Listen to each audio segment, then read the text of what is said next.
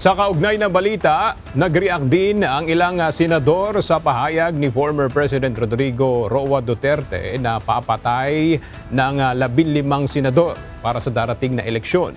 Para kay Senator Jinggoy Estrada, mapagbiro lang talaga ang dating Pangulo at wala itong issue para sa kanya. Sa palagay naman ni Senator Bong Revilla, bulaklak lang ito ng bibig ni Duterte at ganoon lang anya siya magpahayag ng kanyang sarili. Ayon naman kay Senator Risa Hontiveros, ang talagang dapat patayin o bombahin o ibaba ay ang mga presyo ng bilihin.